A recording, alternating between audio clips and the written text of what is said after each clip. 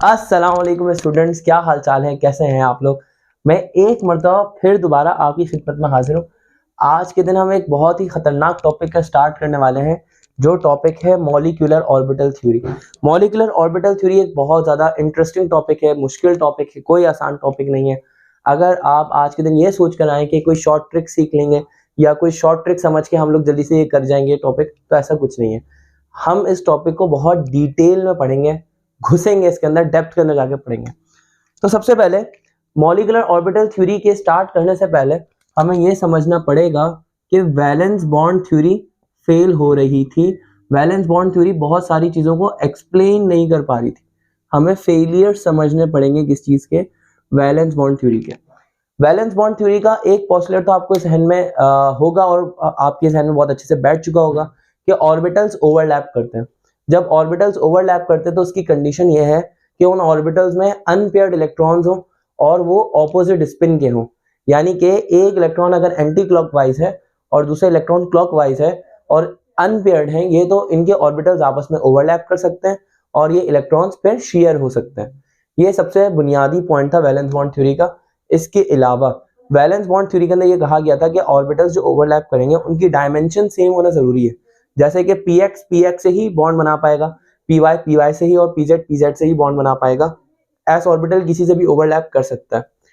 अब ओवरलैपिंग अगर head on overlapping होती है, जैसे कि दो ऑर्बिटल्स हेड ऑन ओवरलैपिंग करते हैं तो ये सिग्मा बॉन्ड बनाते हैं, और अगर साइड बाय साइड ओवरलैपिंग करते हैं तो ये पाई बॉन्ड बनाते हैं।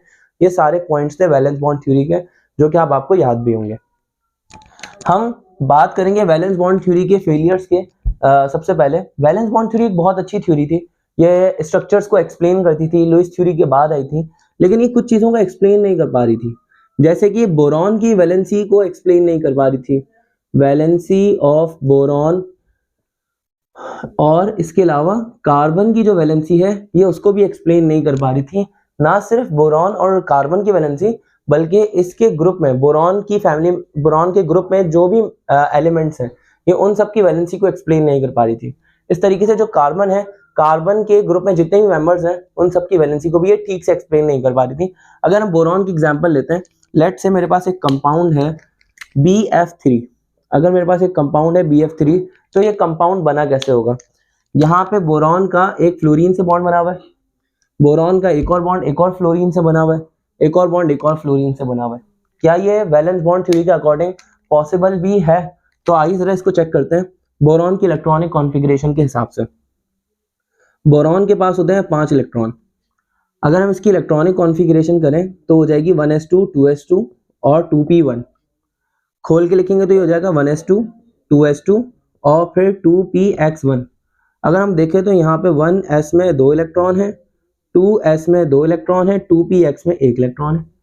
लेकिन अब 2px में 1 इलेक्ट्रॉन है तो एक ही अनपेयर्ड इलेक्ट्रॉन हुआ ना। एक अनपेयर्ड इलेक्ट्रॉन है तो इसका मतलब ये हुआ कि बोरॉन की वैलेंसी 1 होनी चाहिए। बोरॉन एक ही जगह से बॉन्ड बनाना चाहिए, बोरॉन मोनोवैलेंट होना चाहिए, यानी कि एक जगह से ही बॉन्ड बना सके। लेकिन बोरॉन तो 3 जगह से बॉन्ड बना रहा है, कैसे, हाउ इट इज पॉसिबल। अगर हम बात करते हैं कार्बन की, तो कार्बन के पास होते हैं 6 इलेक्ट्रॉन। कार्बन के पास 6 इलेक्ट्रॉन होते हैं तो इलेक्ट्रॉनिक कॉन्फ़िगरेशन होगी इसकी 1s2 2s2 और फिर 2p2। यानी कि 1s में 2 इलेक्ट्रॉन डाल दिए, इस तरह 2s में 2 इलेक्ट्रॉन डाल दिए, 2px 2py, इसको इस तरह से खोला कि 2px 2py और 2pz। 2px में 1 इलेक्ट्रॉन, 2py में 1 इलेक्ट्रॉन, 2pz में कोई भी इलेक्ट्रॉन नहीं है। तो अगर हम गौर से देखें तो यहाँ पे आप मेरे पीछे आने वाले सारे शोर को इग्नोर कर दिएगा, मैं बड़ी दिक्कतों के बाद आपके लिए एक वीडियो बना रहा हूँ। देखें यहाँ पे 2px और 2py वाले जो दो इलेक्ट्रॉन्स हैं, यहाँ पे देखें ये 2 अनपेयर्ड इलेक्ट्रॉन्स हैं। 2 अनपेयर्ड इलेक्ट्रॉन्स होने का मतलब ये है कि इसकी वैलेंसी 2 हुई, यानी कि ये 2 जगह से बॉन्ड बना सकता है, यानी कि कार्बन को डाइवैलेंट होना चाहिए। कार्बन शुड बी डाइवैलेंट, लेकिन कार्बन डाइवैलेंट नहीं होता, कार्बन तो टेट्रावैलेंट होता है। कार्बन कितनी जगहों से बॉन्ड बनाता है? कार्बन 4 जगहों से बॉन्ड बनाता है, चाहे CH4 हो चाहे CCl4 हो। तो वैलेंस बॉन्ड थ्योरी इस चीज का जवाब नहीं दे पा रही कि कार्बन अगर 2 जगहों से बॉन्ड बना सकता है तो 4 जगहों से बॉन्ड कैसे बना रहा है। ऐसा नहीं है कि जवाब दिया नहीं, दिया, इसको कवर करने की कोशिश की। उन्होंने कवर कैसे किया? उन्होंने बोला भैया देखें, बात यह है कि आप ये मान लें कि जब कार्बन बॉन्ड बनाता है तो वो ग्राउंड स्टेट में नहीं होता, उसका एक इलेक्ट्रॉन एक्साइटेड स्टेट में चले जाता है। जैसे ये वाला इलेक्ट्रॉन 2s से जंप करके कहाँ पे चले जाता है, 2pz में।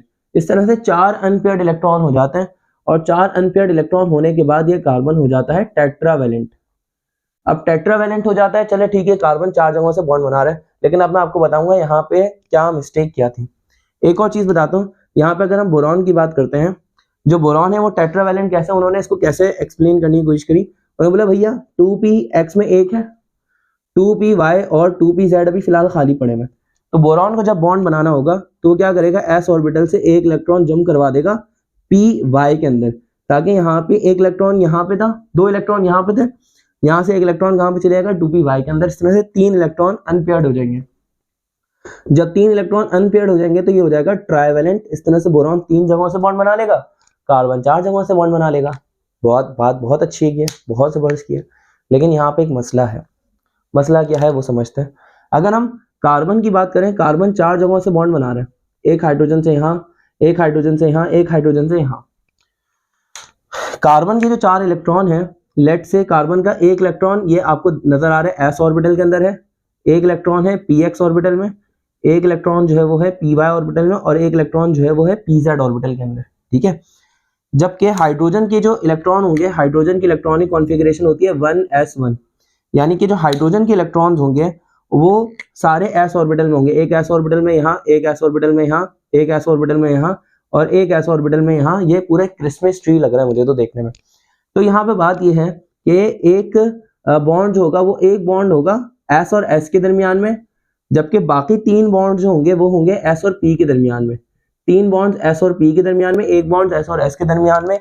अब हमने वैलेंस बॉन्ड थ्योरी के अंदर ही पढ़ा है कि s और p का सिग्मा बॉन्ड बहुत स्ट्रांग होता है, s और s का सिग्मा बॉन्ड उसके मुकाबले में वीक होता है। यानी कि ये जो 4 सिग्मा बॉन्ड्स बने हैं, 4 सिग्मा बॉन्ड्स में से एक सिग्मा बॉन्ड स्ट्रॉन्गर होना चाहिए, 4 सिग्मा बॉन्ड्स में से एक sigma bond SS sigma bond ये वीक होना चाहिए, और बाकी 3 सिग्मा बॉन्ड्स हैं वो स्ट्रॉन्गर होने चाहिए। लेकिन हमारी एक्चुअल प्रैक्टिस ये कहती है, जो प्रैक्टिकली है वो ये है कि चारों बॉन्ड्स अलग नहीं है, चारों बॉन्ड्स एग्जैक्टली सेम है, डिट्टो सेम है। यानी कि ऐसा नहीं है कि 3 बॉन्ड्स एक जैसे है और एक बॉन्ड अलग। वैलेंस बॉन्ड थ्योरी ये चीज एक्सप्लेन नहीं कर पाई। सिमिलरली अगर हम बोरॉन की बात करते हैं, तो बोरॉन के पास 3 इलेक्ट्रॉन है, यहाँ पे 3 इलेक्ट्रॉन है, एक s ऑर्बिटल में जैसे कि आपको दिखा, 2s में एक डाल दिया, 2py में एक डाल दिया, तो एक s ऑर्बिटल में है, एक px में है मान लीजिए, और एक py में है। अगर फ्लोरीन के पास ऑर्बिटल है, यहाँ पे लेट से pz लगा लिया, यहाँ पे px लगा लिया, और यहाँ पे py लगा लिया। बात यह है कि अगर हम फ्लोरीन की इलेक्ट्रॉनिक कॉन्फ़िगरेशन किसी भी तरह से मान के चलें, तो एक बॉन्ड जो बनेगा, एक सिग्मा बॉन्ड वो बनेगा s और p के दरमियान में, बाकी 2 सिग्मा बॉन्ड्स बनेंगे p और p के दरमियान में, 2 सिग्मा बॉन्ड्स p और p, एक सिग्मा बॉन्ड s और p के दरमियान में। तो बच्चों यही वैलेंस बॉन्ड थ्योरी के अकॉर्डिंग एक और कॉन्फ्लिक्ट है यहाँ पे। वो कॉन्फ्लिक्ट ये है कि s और p का सिग्मा बॉन्ड ये वीकर होना चाहिए, और p के दोनों सिग्मा बॉन्ड ये स्ट्रॉन्गर होने चाहिए, क्योंकि p और p में ओवरलैपिंग ज्यादा होती है, s और p में उसके मुकाबले में ओवरलैप कम होता है। इसीलिए s-p का सिग्मा बॉन्ड कमजोर, p के दोनों सिग्मा बॉन्ड्स स्ट्रॉन्गर होने चाहिए। लेकिन प्रैक्टिकली तीनों बॉन्ड्स एक जैसे थे। How it is possible? Possible कैसे है भैया? कैसे पॉसिबल है? जब तीनों बॉन्ड में से 2 बॉन्ड्स एक जैसे, एक बॉन्ड डिफरेंट है, तो तीनों बॉन्ड्स को इस तरह से डिफरेंट होना चाहिए ना कि 2 बॉन्ड्स एक जैसे हो, एक बॉन्ड अलग हो। लेकिन प्रैक्टिस ये कहते हैं तीनों बॉन्ड्स बॉन्ड एनर्जी के लिहाज से, बॉन्ड स्टेबिलिटी के लिहाज से, बॉन्ड लेंथ के हिसाब से तीनों बॉन्ड्स एक जैसे हैं। How it is possible? Valence bond theory ये चीज एक्सप्लेन नहीं कर पाई। लेकिन साथ में कुछ और चीजें भी, जैसे कि वैलेंस बॉन्ड थ्योरी के अकॉर्डिंग अगर हम एक और चीज लेकर चलें, तो जो वैलेंस बॉन्ड थ्योरी है, वैलेंस बॉन्ड थ्योरी के अकॉर्डिंग ऑक्सीजन जो है वो होना चाहिए डायमैग्नेटिक, यानी कि जो मैग्नेट से अट्रैक्ट ना हो।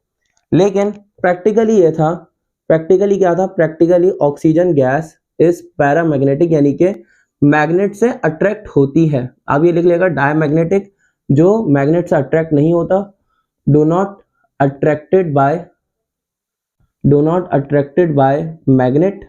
जबकि जो पैरामैग्नेटिक है, पैरामैग्नेटिक क्या होता है? अट्रैक्टेड बाय मैग्नेट, जो मैग्नेट से अट्रैक्ट हो। तो बात यह है कि जो ऑक्सीजन गैस है, ऑक्सीजन गैस सारे के सारे मेटल से अट्रैक्ट होती है, सारे मैग्नेट से अट्रैक्ट होती है, इसका मतलब ऑक्सीजन गैस पैरामैग्नेटिक है।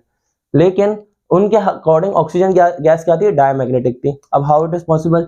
भाई डायमैग्नेटिक उस वक्त होता है जब सारे जो इलेक्ट्रॉन्स हैं वो पेयर्ड फॉर्म के अंदर हो, all electrons are in paired form. तो जो ऑक्सीजन गैस है, ऑक्सीजन गैस उसके सारे इलेक्ट्रॉन्स पेयर्ड फॉर्म में होते हैं according to valence bond theory. लेकिन जो प्रैक्टिकली है वो ये शो कर रहा था कि ऑक्सीजन गैस पैरामैग्नेटिक है, यानी कि ऑक्सीजन गैस में कोई ना कोई इलेक्ट्रॉन्स अनपेयर्ड होंगे, तभी ऑक्सीजन गैस मैग्नेट से अट्रैक्ट हो रही है। इस चीज का जवाब नहीं था वैलेंस बॉन्ड थ्योरी के बाद। इसके अलावा एक और चीज यहाँ पर जो वैलेंस बॉन्ड थ्योरी है वो डीलोकलाइजेशन ऑफ इलेक्ट्रॉन्स को एक्सप्लेन नहीं कर पा रहा था कि इलेक्ट्रॉन्स अपनी पोजीशन को कैसे शिफ्ट करते हैं, एक जगह से दूसरी जगह पे डीलोकलाइज कैसे होता है, इस तरह से पार्शियल बॉन्ड्स कैसे बनते हैं, सेकेंडरी बॉन्डिंग कैसे होगी। इस चीज को एक्सप्लेन करने के लिए वैलेंस बॉन्ड थ्योरी के पास कोई जवाब नहीं था। बॉन्ड स्टेबल कैसे होगा, स्टेबिलिटी कैसे होगी, कोई जवाब नहीं था। तो अब फिर आई मॉलिक्यूलर ऑर्बिटल थ्योरी। आइए जरा उसके ऊपर एक नजर डालते हैं। चलो भैया, अब हम बात करेंगे सीधा सीधा to the point molecular orbital theory की। देखो मॉलिक्यूलर ऑर्बिटल थ्योरी ना इस बात पे बिलीव करती है कि इलेक्ट्रॉन एक पार्टिकल से ज्यादा एज अ वेव ज्यादा बिहेव करता है, और दो ऑर्बिटल्स ओवरलैप ऐसे नहीं करते जैसा वैलेंस बॉन्ड थ्योरी ने बोल दिया। नहीं, मॉलिक्यूलर ऑर्बिटल थ्योरी का बिल्कुल एक अलग कॉन्सेप्ट है। वो अलग कॉन्सेप्ट क्या है कि वो बोलते हैं कि electron as a wave behave करता है।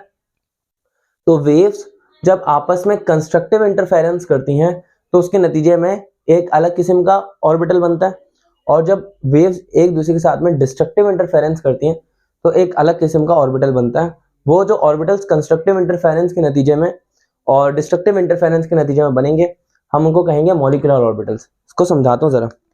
सपोज कर लीजिए कि इलेक्ट्रॉन जो है ना, वो इलेक्ट्रॉन डी ब्रोगलीज हाइपोथेसिस के ऊपर ही चलता है। डी ब्रोगलीज हाइपोथेसिस आप सेकंड ईयर में जाके पढ़ोगे, अभी हम फर्स्ट ईयर के अंदर हैं। डी ब्रोगलीज हाइपोथेसिस को सिर्फ इतना समझ लो फिलहाल बहुत आसान में कि electron as a particle, electron एक ऐसा पार्टिकल है, इलेक्ट्रॉन एक एज अ पार्टिकल है जो एक्ट करता है as a wave. A particle acting as a wave, ये डी ब्रोगलीज हाइपोथेसिस है इलेक्ट्रॉन को लेके। अब आगे बढ़ते हैं। देखिए अगर इलेक्ट्रॉन है, लेट्स से ये इलेक्ट्रॉन है, इलेक्ट्रॉन एक इस तरह से वेव के अंदर ट्रेवल कर रहा है, वेव की फॉर्म में ट्रेवल कर रहा है। तो अगर सपोज कर लें हमारे पास दो वेव्स है, ये हमारे पास एक वेव आ गई। आपको पता है वेव के ऊपर वाला जो पार्ट होता है वो हम उसको कहते हैं क्रस्ट, जो नीचे वाला पार्ट होता है वो कहलाता है ट्रफ। क्रस्ट और ट्रफ, तरह फिर क्रस्ट फिर ट्रफ, ठीक है। अगर हम बोल देते हैं कि ऊपर वाला पार्ट जो है, जो क्रस्ट है, मैं उसको बोल देता हूँ positive cycle of a wave, और जो नीचे वाला साइकिल है उसको बोल देता हूँ negative cycle of a wave. इस तरह से एक और वेव है, लेट्स से ये एक और वेव है हमारे पास। जब ये पॉजिटिव साइकिल हो गया, ये भी नेगेटिव साइकिल हो गया, ठीक है। अगर हम इन दोनों वेव्स को ऐड कर देते हैं, ऐड करने का मतलब ये है कि अभी कंस्ट्रक्टिव इंटरफेरेंस होगी। क्या होगी? Constructive interference. कंस्ट्रक्टिव इंटरफेरेंस के नतीजे में जो पॉजिटिव साइकिल है वो पॉजिटिव साइकिल को इस तरह से इंटरफेयर करेगा कि दोनों मिलके इनके लूप्स बड़े हो जाएंगे। जो डिस्ट्रक्टिव इंटरफेरेंस के सॉरी ये नेगेटिव साइकिल और नेगेटिव साइकिल ये भी कंस्ट्रक्टिवली एक दूसरे को ऐसे इंटरफेयर करेंगे कि इनके लूप्स भी बड़े हो जाएंगे। जैसे कि पॉजिटिव लूप बड़ा हो जाएगा और नेगेटिव लूप बड़ा हो जाएगा, ये इस तरह से हो जाएंगे। ये कंस्ट्रक्टिव इंटरफेरेंस का मतलब एडिशन नहीं है, सिर्फ एक एग्जांपल के तौर पे बोला कि दो वेव इस तरह से ऐड हो रही है, पॉजिटिव साइकिल बड़ा हो गया, नेगेटिव साइकिल बड़ा सा हो गया। जो ऑर्बिटल कंस्ट्रक्टिव इंटरफेरेंस के नतीजे में बनेगा हम उसको कहेंगे bonding molecular orbital. Bonding molecular orbital, और बॉन्डिंग मॉलिक्यूलर ऑर्बिटल की एनर्जी होगी कम, इसकी एनर्जी लोअर होगी, इसकी एनर्जी होगी कम। इस तरह से अगर हमारे पास दो वेव्स और हैं और उनके अंदर होती है डिस्ट्रक्टिव इंटरफेरेंस, लेट से ये हमारे पास एक और वेव है, एक और वेव बना दी मैंने, ये पॉजिटिव साइकिल आ गया, नेगेटिव साइकिल आ गया। इस तरह से अब दूसरी वेव ये वाली, लेट से ये पॉजिटिव साइकिल नेगेटिव साइकिल, ये दोनों एक दूसरे को डिस्ट्रक्टिव इंटरफेरेंस कर रहे हैं, यानी कि एक दूसरे को सब्ट्रैक्ट करें। एक तरीके से सब्ट्रैक्शन नहीं होगी, डिस्ट्रक्टिव इंटरफेरेंस होगी। उसके नतीजे में जो ऑर्बिटल्स बनेंगे वो छोटे छोटे हो जाएंगे। जैसे कि आप समझे ये पॉजिटिव साइकिल हो गया और ये नेगेटिव साइकिल हो गया। आप देखें जो पॉजिटिव साइकिल है, ये पॉजिटिव साइकिल इस वाले पॉजिटिव साइकिल से छोटा है, नेगेटिव साइकिल भी ये वाला नेगेटिव साइकिल इन दोनों नेगेटिव साइकिल से छोटा है। ये डिस्ट्रक्टिव इंटरफेरेंस का नतीजा है। ये एक एग्जाम्पल के तौर पर समझाने की कोशिश कर रहा हूँ। इंटरफेरेंस आप बहुत डिटेल में पढ़ेंगे, बहुत ज्यादा डिटेल में पढ़ेंगे फर्स्ट ईयर फिजिक्स के चैप्टर नंबर 9 के अंदर, जिसके अंदर नेचर ऑफ लाइट के बारे में बात की गई। उसमें इंटरफेरेंस को बहुत डेप्थ में समझाया गया। अभी डिस्ट्रक्टिव इंटरफेरेंस के नतीजे में ये समझते हैं कि जो ऑर्बिटल फॉर्म होगा हम उसको कहेंगे एंटी बॉन्डिंग मॉलिक्यूलर ऑर्बिटल, और इसकी एनर्जी काफी ज्यादा होगी, ये हायर एनर्जी ऑर्बिटल होगा, हायर एनर्जी मॉलिक्यूलर ऑर्बिटल होगा। ठीक है, बॉन्डिंग मॉलिक्यूलर ऑर्बिटल के लिए कोई साइन नहीं है, लेकिन एंटी बॉन्डिंग मॉलिक्यूलर ऑर्बिटल के लिए स्टेरिक का साइन यूज किया जाएगा। अब हम ये समझेंगे कि s और s ऑर्बिटल कैसे एक दूसरे को कंस्ट्रक्टिव इंटरफेयर करेंगे और p कैसे करेंगे। सबसे पहले तो आप इसको कॉपी कर लीजिए। कर लिया भाई, कर लिया, कॉपी कर लिया, कॉपी कर लिया। अब देखो, अब आगे बढ़ते हैं जरा। यहाँ पे अब हम बात करेंगे किस चीज की, s ऑर्बिटल और s ऑर्बिटल। लेट्स से हमारे पास एक s ऑर्बिटल ये आ गया और एक s ऑर्बिटल ये आ गया। जब ये एक दूसरे को इंटरफेयर करेंगे, s ऑर्बिटल का इलेक्ट्रॉन और इस वाले s ऑर्बिटल का इलेक्ट्रॉन एक दूसरे को कंस्ट्रक्टिव तरीके से इंटरफेयर करेंगे, और यही s ऑर्बिटल जब एक दूसरे को डिस्ट्रक्टिव तरीके से इंटरफेयर करेंगे, क्योंकि इंटरफेरेंस दोनों एक साथ होंगी, कंस्ट्रक्टिव भी होगी और डिस्ट्रक्टिव भी होगी।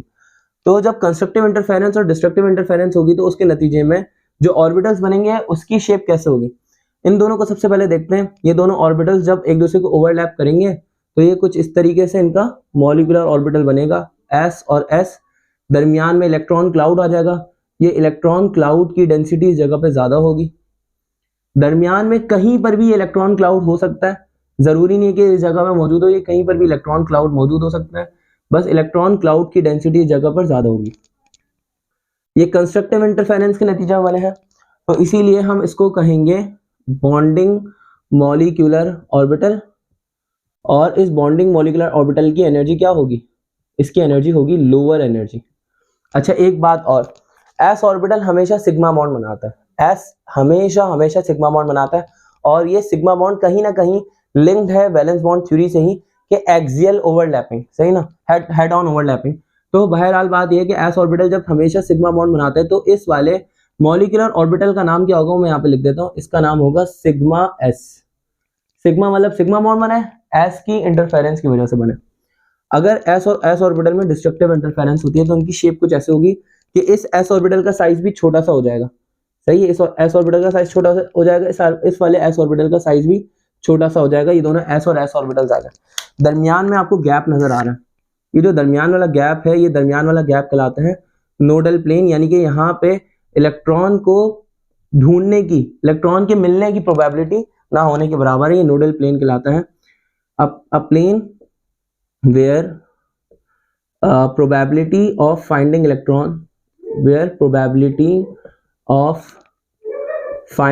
electron मेरे पीछे आने वाली आवाजों को आप इग्नोर कर दें। a plane where probability of finding electron is nearly zero। मेरे भाई जो है वो थोड़े से उतावले हुए हैं, पागल हुए हैं, एक्साइटेड हालत के अंदर है, उनका कुछ नहीं हो सकता अभी। तो यहाँ पे आता है, जरा नोडल प्लेन की बात करते हैं। s और s ऑर्बिटल के दरमियान में जब क्या नाम है डिस्ट्रक्टिव इंटरफेरेंस होगी तो एक नोडल प्लेन बनेगा। अब ये डिस्ट्रक्टिव इंटरफेरेंस का नतीजा है, तो डिस्ट्रक्टिव इंटरफेरेंस के नतीजे में जो मॉलिक्यूलर ऑर्बिटल्स बनेंगे वो कहलाएंगे एंटी बॉन्डिंग, मैं क्या लिख रहा हूँ, नॉन बॉन्डिंग लिख रहा हूँ, एंटी बॉन्डिंग मॉलिक्यूलर ऑर्बिटल्स। और इनकी एनर्जी क्या होगी, इनकी एनर्जी हायर होगी, और जो एंटी बॉन्डिंग मॉलिक्यूलर ऑर्बिटल्स होते हैं उनके लिए हम स्टेरिक का साइन यूज करते हैं, तो हम यहाँ पे लिखेंगे सिग्मा स्टेरिक s। तो इनका नाम होगा सिग्मा स्टेरिक s और ऊपर वाले का नाम होगा सिग्मा s। अगर 1s है तो सिग्मा 1s, और 2s है तो सिग्मा 2s या सिग्मा स्टेरिक 2s, इस तरीके से। अब बात करेंगे p और p ऑर्बिटल्स की। देखें, वैलेंस बॉन्ड थ्योरी के हिसाब से जो कन्वेंशन है ना, उसी कन्वेंशन पे चलते हैं। ये कोई हार्ड एंड फास्ट रूल नहीं है, ये एक कन्वेंशन है, कन्वेंशन को हम फॉलो कर रहे हैं। वो कन्वेंशन ये है कि pz और pz जो होते हैं आपस में सिग्मा बॉन्ड बना रहे हैं, और px या py आपस में क्या बनाते हैं, पाई बॉन्ड बनाते हैं। अगेन कोई हार्ड एंड फास्ट रूल नहीं है, सिर्फ एक कन्वेंशन है जो हम फॉलो करेंगे। आते हैं जरा पहले pz की बात करते हैं। अगर हम pz की बात करते हैं तो pz ऑर्बिटल कुछ इस तरीके से होता है, pz ऑर्बिटल, और फिर एक और pz ऑर्बिटल है, ये भी कुछ ऐसे होता है। अब इनके दरमियान में कंस्ट्रक्टिव इंटरफेरेंस हो रही है। जब कंस्ट्रक्टिव इंटरफेरेंस होगी तो ये वाले लूप्स ये एक दूसरे को इंटरफेयर करेंगे कंस्ट्रक्टिव तरीके से, तो ये दरमियान में जो लूप होगा वो बड़ा सा हो जाएगा, और इसी तरह से जो साइड वाले लूप्स हैं वो उसके कंपैरेटिवली छोटे होंगे। ये कंस्ट्रक्टिव इंटरफेरेंस का नतीजा है, ठीक है। अब ये क्या कहलाएगा, ये सिग्मा सिग्मा बॉन्ड इनके दरमियान में बना है, हेड ऑन ओवरलैपिंग हुई है, तो ये कहलाएगा सिग्मा, साथ में क्या लगेगा पीजेड। अब मैं यहाँ पे लिख नहीं रहा, ये बॉन्डिंग मॉलिक्यूलर ऑर्बिटल है, लिख देता हूँ, चले बॉन्डिंग मॉलिक्यूलर ऑर्बिटल है, इसकी एनर्जी कम होगी, एनर्जी इसकी क्या होगी, कम होगी, ये याद रखिएगा। अच्छा, इसी तरीके से हम आगे बढ़ते हैं। अगर पीजेड ऑर्बिटल और पीजेड ऑर्बिटल के दरमियान में डिस्ट्रक्टिव इंटरफेरेंस होती है, ये पीजेड ऑर्बिटल आ गया एक, ये पीजेड ऑर्बिटल आ गया एक, ठीक है, इनके दरमियान में होती है डिस्ट्रक्टिव इंटरफेरेंस। जब डिस्ट्रक्टिव इंटरफेरेंस होगी तो अब कौन से ऑर्बिटल्स बनेंगे, ये जो दरमियान वाले ऑर्बिटल्स हैं ये छोटे हो जाएंगे, ये एक तरीके से खत्म हो जाएंगे। क्यों? क्योंकि यहाँ पे डिस्ट्रक्टिव इंटरफेरेंस हो रही है, तो ये कुछ इस तरीके से हो जाएंगे दरमियान वाले ऑर्बिटल्स। साइड वाले ऑर्बिटल्स तो मैंने आपको दिखाया, दरमियान वाले ऑर्बिटल्स ये छोटे छोटे से हो गए। अब देखें ऊपर, देखते हैं ऊपर कितने नोडल प्लेन्स कितने हैं। ये एक वो जगह है, ये वो पॉइंट है जहां पे इलेक्ट्रॉन के होने की जो डेंसिटी है, इलेक्ट्रॉन के होने की जो प्रोबेबिलिटी है वो नियरली 0 है। तो हम यहाँ पे कहेंगे कि यहाँ पे 2 नोडल प्लेन्स हैं, जबकि नीचे कितने नोडल प्लेन हैं, यहाँ पे एक नोडल प्लेन, ये दूसरा नोडल प्लेन, ये तीसरा नोडल प्लेन, 3 नोडल प्लेन्स यहाँ पर मौजूद हैं, 3 नोडल प्लेन्स मौजूद हैं यहाँ पे। अच्छा, कुछ चीजें और समझते हैं। ये जो ब्लैक वाले मैंने शो किए हैं, ये किस चीज, ये सिग्मा बॉन्डिंग का नतीजा है, सिग्मा ओवरलैपिंग का, तो हम इसको कहेंगे सिग्मा स्टेरिक। सिग्मा स्टेरिक इसलिए क्योंकि ये एंटी बॉन्डिंग मॉलिक्यूलर ऑर्बिटल है, एएमओ मतलब anti bonding molecular orbital, sigma asterisk, साथ में क्या लिख देंगे पीजेड, सिग्मा स्टेरिक पीजेड जो है वो इसका नाम हो जाएगा, इसकी जो एनर्जी होगी वो हायर होगी। अच्छा, अब एक और बात करेंगे, यहाँ पे पी वाई और पी वाई, पी एक्स में पाई बॉन्ड कैसे बनता है, किसी एक को समझते जरा, कॉपी कर लीजिए, कॉपी कर लीजिए। चलें, अब सपोज कर लेते हैं हम पी वाई और पी वाई या पी एक्स जो है वो पाई बॉन्ड बना रहे हैं, तो किस तरीके से बनाएंगे, पी एक्स हो या पी वाई हो, हमने समझनी इनके दरमियान में कंस्ट्रक्टिव इंटरफेरेंस या डिस्ट्रक्टिव इंटरफेरेंस। सपोज कर लें ये पी वाई है या पी एक्स है, कोई सा भी एक सपोज कर लें। जब इनके दरमियान में कंस्ट्रक्टिव इंटरफेरेंस होगी तो कंस्ट्रक्टिव इंटरफेरेंस के नतीजे में जो ऊपर वाले लूप्स हैं वो थोड़े से बड़े हो जाएंगे, यानी कि मैं उसको ऐसे रिप्रेजेंट कर दूंगा, ठीक है। जो नीचे वाले लूप्स हैं वो भी थोड़े से बड़े हो जाएंगे, यानी कि मैं उनको भी ऐसे रिप्रेजेंट कर दूंगा। अभी जो शेप्स है ना, ये शेप्स आपको याद करने पड़ेंगे, इनका कोई आप ये समझना कि कोई शॉर्टकट नहीं है, शेप्स आपको याद ही रखने पड़ेंगे। अब ये ऊपर वाला लूप है, ये नीचे वाला लूप है, दरमियान में एक नोडल प्लेन है, मैं इसको किस चीज से रिप्रेजेंट करूंगा, बोलूंगा ये पाई है, पाई और साथ में कौन सा ऑर्बिटल था, पीजेड ऑर्बिटल था। ये बॉन्डिंग मॉलिक्यूलर ऑर्बिटल है जिसकी एनर्जी क्या होगी, एनर्जी कम होगी इसकी, ये याद रखिएगा, ठीक है। अच्छा, इसी तरीके से अगर ये आपस में, ये पाई पीजेड नहीं, सॉरी, ये पाई पी एक्स हो सकता है या ये पाई पी वाई हो सकता है, दोनों की एनर्जी सेम होती है, पाई पी वाई हो या पाई पी एक्स हो, दोनों की एनर्जी सेम होती है। अच्छा, अब हम बात करते हैं इनके दरमियान में डिस्ट्रक्टिव इंटरफेरेंस कैसे होगी। सपोज कर लें कि ये हमारे पास वही पी एक्स ऑर्बिटल है या पी वाई ऑर्बिटल है, ये भी या तो पी एक्स ऑर्बिटल है या पी वाई ऑर्बिटल है, दोनों को मैं सपोज कर लेता हूँ दोनों पी वाई हैं, या तो दोनों पी एक्स सपोज कर लें या दोनों पी वाई सपोज कर लें। डिस्ट्रक्टिव इंटरफेरेंस कैसे होगी, डिस्ट्रक्टिव इंटरफेरेंस कुछ ऐसे होगी कि ऊपर वाले लूप्स भी छोटे हो जाएंगे और नीचे वाले लूप्स भी छोटे हो जाएंगे, तो इनकी शेप ना कुछ इस तरीके से होगी, आप ये यूं समझ लीजिए, इनकी शेप कुछ ऐसे से हो जाएगी, ये इनकी शेप हो गई। अब इधर नोडल प्लेन्स कितने बने, यहाँ पे 2 नोडल प्लेन्स बन गए, 2 नोडल प्लेन्स, सही ना, एक तो ऐसे करके एक ऐसे करके, 2 नोडल प्लेन्स यहाँ पर आ गए हैं। लेकिन अब इसका नाम क्या होगा, देखेंगे एंटी बॉन्डिंग मॉलिक्यूलर ऑर्बिटल है, एंटी बॉन्डिंग मॉलिक्यूलर ऑर्बिटल है, इसकी एनर्जी भी क्या है, ज्यादा है, एनर्जी ज्यादा है इसकी। एक और बात, अब अगर ये पाई बॉन्ड के नतीजे, पाई बॉन्ड्स बनाएंगे आपस में, ये पाई बॉन्ड्स ही बना रहे, तो पाई बॉन्ड्स बनाएंगे एंटी बॉन्डिंग, तो हम इसको कहेंगे पाई स्टेरिक। अब ये पाई स्टेरिक पी एक्स हो सकता है या फिर ये हो सकता है पाई स्टेरिक पी वाई, दोनों की एनर्जी सेम रहेगी, ठीक है। अब यहाँ पे हम लोग आगे बढ़ने वाले हैं, ये तो हमने शेप्स को समझा, अब हम एक काम करेंगे, पहले मॉलिक्यूलर ऑर्बिटल थ्योरी के कुछ पोस्टुलेट समझते हैं। कॉपी कर लो, कॉपी कर लो, कॉपी कर लो। देखो भाई, अब हमने यहाँ पे मॉलिक्यूलर ऑर्बिटल थ्योरी के जो भी पोस्टुलेट्स हैं वो सारे के सारे यहाँ पे पोस्टुलेट्स लिख लिए हैं। आप पहले पिक्चर इसकी खींच लीजिए, इसका स्क्रीनशॉट ले लीजिए या वीडियो को पॉज करके पहले लिख लीजिए, फिर मैं इन पॉइंट्स को सबको समझाता हूँ। मैं सामने से हट रहा हूँ, आप जल्दी से ले लीजिए। चलो अब हम एक काम करते हैं, हम जरा इन पॉइंट्स को समझते हैं। देखो सबसे पहला पॉइंट क्या है, सबसे पहला पॉइंट तो एक बच्चों वाला पॉइंट है जो मैंने अपने पास से लिख दिया सिर्फ समझाने के लिए कि एटॉमिक ऑर्बिटल्स जो होते हैं, एटॉमिक ऑर्बिटल्स वो एटम्स के अंदर होते हैं, लेकिन मॉलिक्यूल्स के पास जो ऑर्बिटल्स हैं वो बिल्कुल डिफरेंट है। मॉलिक्यूल्स के पास होते हैं मॉलिक्यूलर ऑर्बिटल्स।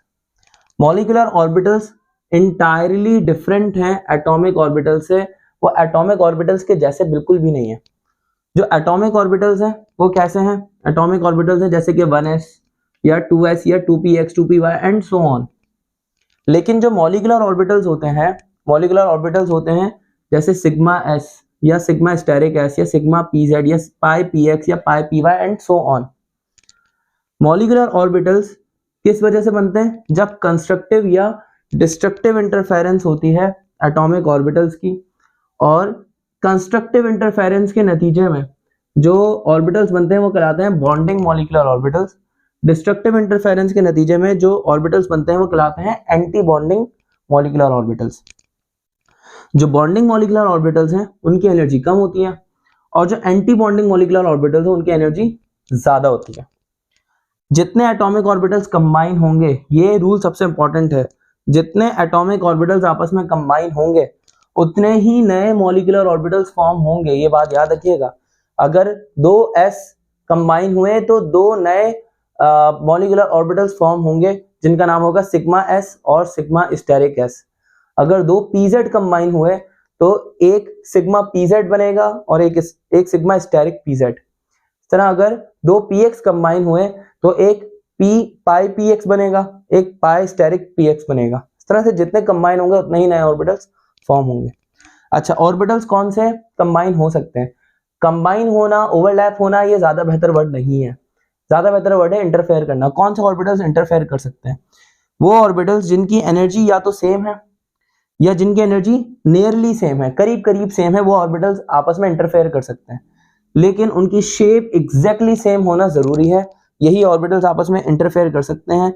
जैसे कि s से ही इंटरफेयर कर सकता है, px से ही इंटरफेयर कर सकता है, py से इंटरफेयर कर सकता है, और pz से ही इंटरफेयर कर सकता है।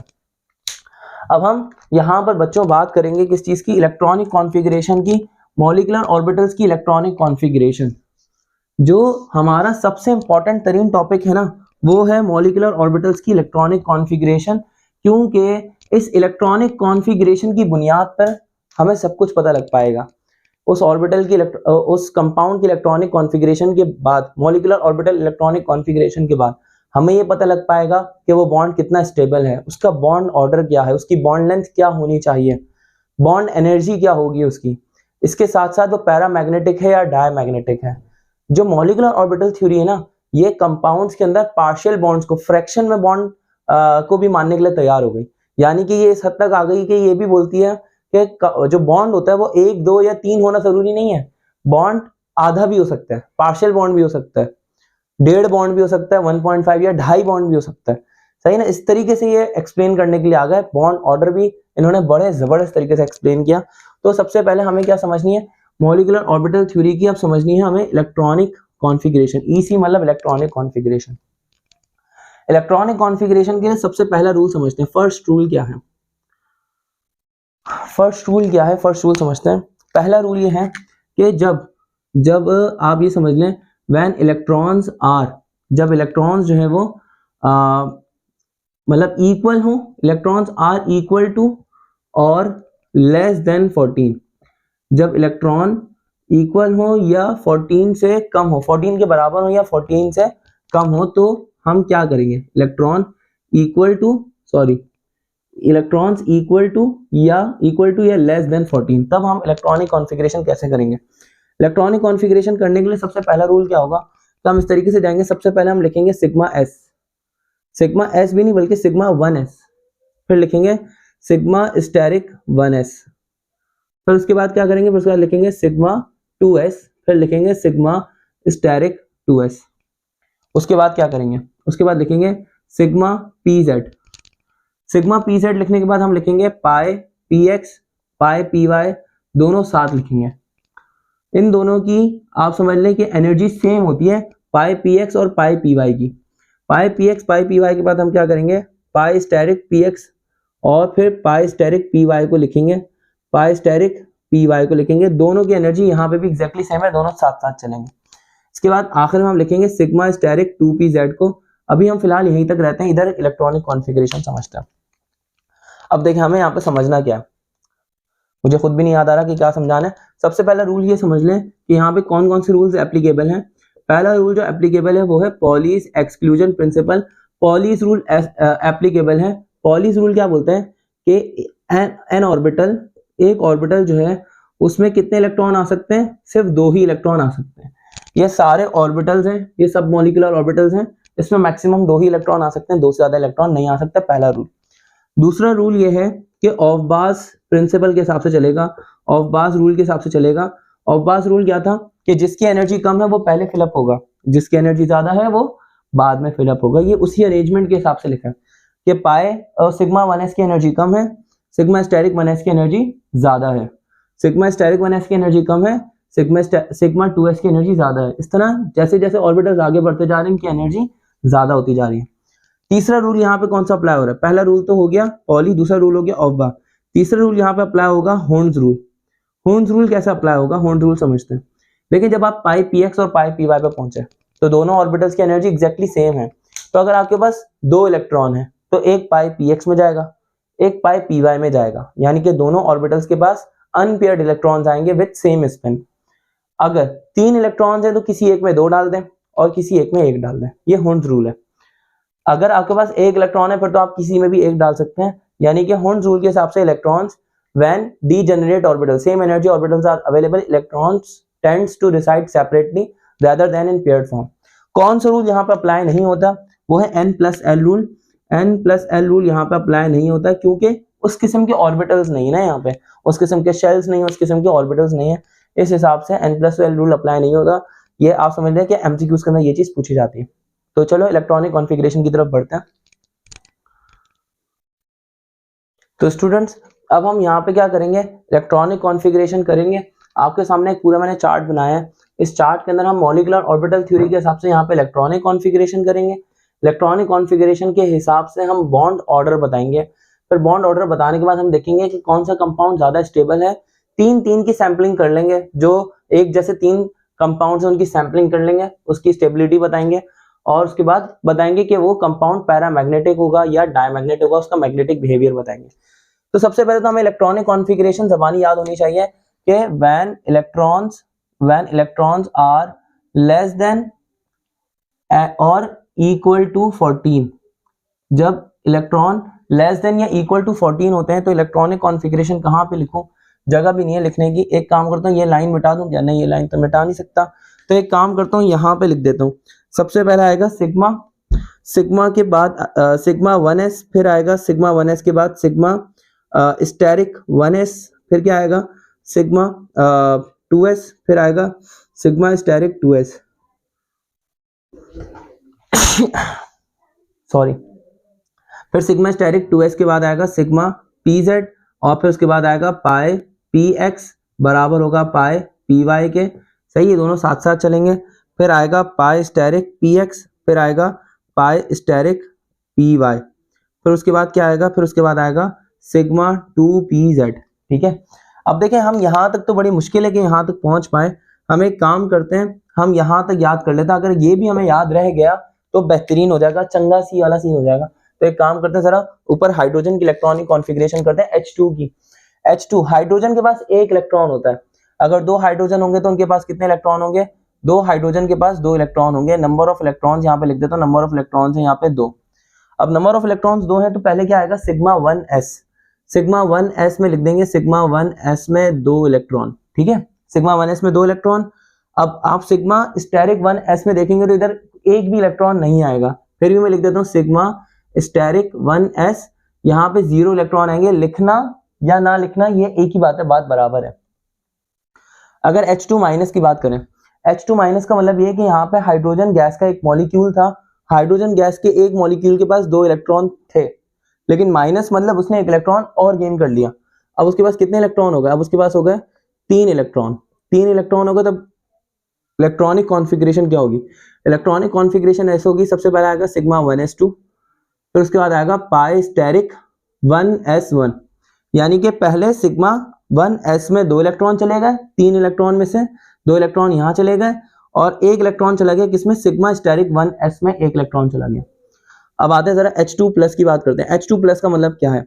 H2 प्लस का मतलब यह है कि इसके पास 2 इलेक्ट्रॉन थे, 2 इलेक्ट्रॉन में से इसने 1 इलेक्ट्रॉन लूज कर दिया।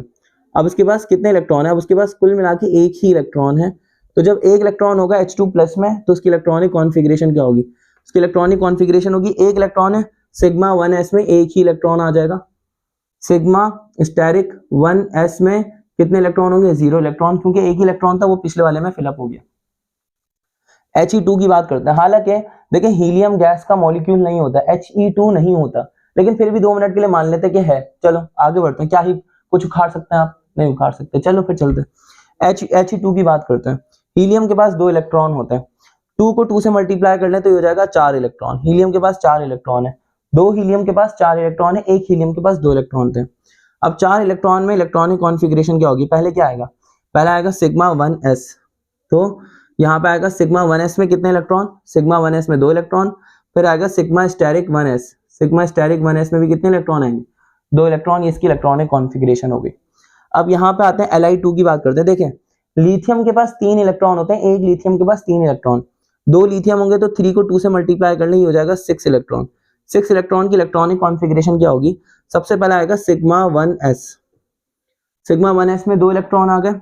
सिग्मा 1s के बाद आएगा sigma 1s2, sigma steric 1s में 2 इलेक्ट्रॉन, ठीक है। फिर सिग्मा स्टेरिक के बाद क्या आएगा? सिग्मा 2s, सिग्मा 2s में 2 इलेक्ट्रॉन। फिर उसके बाद टोटल 6 इलेक्ट्रॉन थे, 2 2 4 और 4 और 2 6 पूरे हो चुके हैं। इसका मतलब सिग्मा स्टेरिक 2s में एक भी इलेक्ट्रॉन नहीं आएगा। सिग्मा स्टेरिक 2s में 0 इलेक्ट्रॉन। लिखना जरूरी नहीं है, मैंने लिख दिया for the sake of simplicity. अब Li2 माइनस की बात करते हैं। Li2 माइनस का क्या मतलब है? Li2 माइनस का मतलब यह है कि लिथियम के पास 6 इलेक्ट्रॉन थे, इसने 1 इलेक्ट्रॉन और गेन कर लिया। अब इसके पास 6 इलेक्ट्रॉन प्लस 1 इलेक्ट्रॉन है, यानी कि 7 इलेक्ट्रॉन है इसके पास। 7 इलेक्ट्रॉनों की इलेक्ट्रॉनिक कॉन्फ़िगरेशन कैसे होगी? पहले आएगा सिग्मा 1s, सिग्मा 1s में 2 इलेक्ट्रॉन। फिर क्या आएगा? Sigma steric 1s, sigma steric 1s में 2 इलेक्ट्रॉन, ठीक है भैया। फिर आएगा सिग्मा 2s, सिग्मा 2s में 2 इलेक्ट्रॉन, सिग्मा 2s में 2 इलेक्ट्रॉन। फिर सिग्मा 2s के बाद क्या आएगा? Sigma steric 2s, sigma steric 2s में 2 इलेक्ट्रॉन, ठीक है। 2 इलेक्ट्रॉन नहीं, सॉरी 7 इलेक्ट्रॉन थे ना, 7 इलेक्ट्रॉन थे तो 1 इलेक्ट्रॉन आ जाएगा। 7 इलेक्ट्रॉन थे, 2 2 4 4 और 2 6 4, 2 2 4 4 और 2 6 6 और 1 7, ठीक है। अब बात आ गई Li2 प्लस की। Li2 प्लस का क्या मतलब है? Li2 प्लस का मतलब ये है कि इसके पास कितने इलेक्ट्रॉन थे? 6 इलेक्ट्रॉन थे। मैं लिख देता हूँ यहाँ पे, अब ये मिटाना पड़ेगा मुझे मजबूरन में। अब देखिए यहाँ पे इसके पास थे 6 इलेक्ट्रॉन, 6 इलेक्ट्रॉन, 6 इलेक्ट्रॉन में से 1 इलेक्ट्रॉन इसने माइनस कर दिया, यानी कि लूज कर दिया। तो अब इसके पास कितने बचे हैं? 5 इलेक्ट्रॉन। तो 5 इलेक्ट्रॉन की इलेक्ट्रॉनिक कॉन्फ़िगरेशन क्या होगी? सिग्मा, साथ में क्या होगा? 1s, 1s में 2, सिग्मा स्टेरिक 1s में 2 इलेक्ट्रॉन। फिर सिग्मा 2s में कितने इलेक्ट्रॉन? 2 इलेक्ट्रॉन। 2 इलेक्ट्रॉन कैसे हैं ही 5, तो 2 और 2 4, और इसमें कितना आएंगे? कितना आएगा? 1 आएगा। बेहतरीन। अब बेरिलियम 2 की बात करते हैं। देखिए अब आपको इलेक्ट्रॉनिक कॉन्फ़िगरेशन याद हो गई होगी। बेरिलियम के पास 4 इलेक्ट्रॉन होते हैं, 4 को मल्टीप्लाई करते हैं 2 से तो कितना हो जाएंगे? 8 इलेक्ट्रॉन हो जाएंगे यहाँ पे।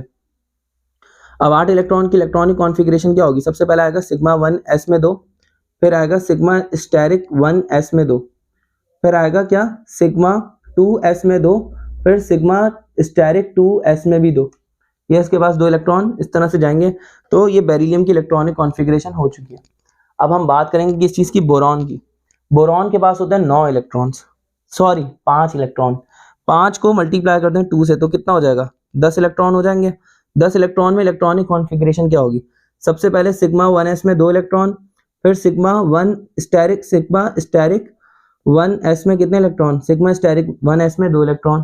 फिर उसके बाद सिग्मा 2s में 2 इलेक्ट्रॉन, सिग्मा स्टेरिक 2s में 2 इलेक्ट्रॉन, और अब आपको इसके बाद याद होगा कि इसके बाद किसका नंबर था, पीछे जाके रिवाइंड करके चेक कर सकते हैं। इलेक्ट्रॉनिक कॉन्फ़िगरेशन में जब आप देखोगे तो यहाँ पे आएगा सिग्मा pz, यानी कि अगर सेकंड शेल चल रहा है तो सिग्मा 2pz।